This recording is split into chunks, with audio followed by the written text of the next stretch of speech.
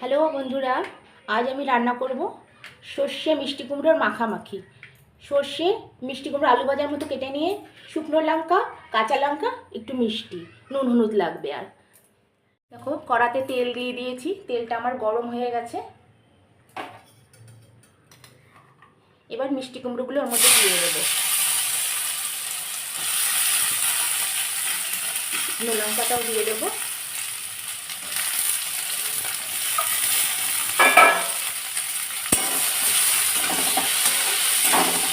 এটাকে একদম ভাজা ভাজা করে একদম ঘাটা ঘাটা করে দিতে হবে। এর মধ্যে একটু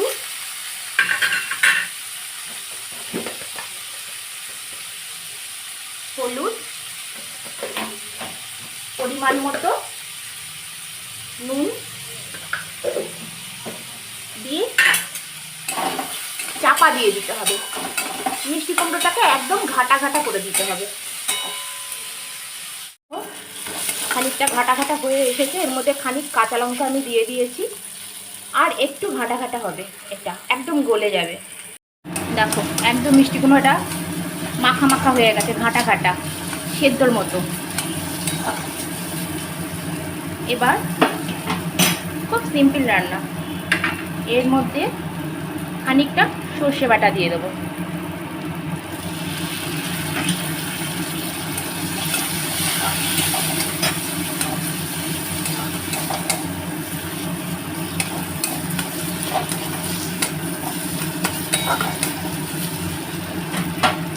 এর মধ্যে কিন্তু জল পড়বে না। আর একটু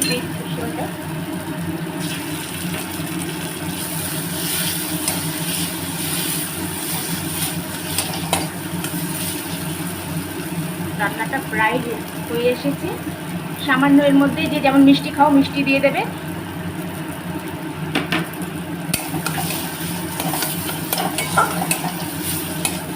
কেউ বুঝতেই পারবে না যে এটা মিষ্টি কুমড়ো।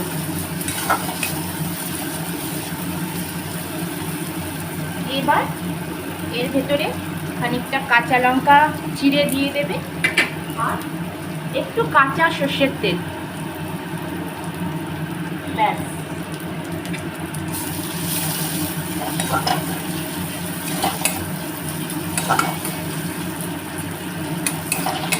এরপর এগুলো দেওয়ার পর আর বেশি নাড়বে না, গ্যাস অফ করে দেবে।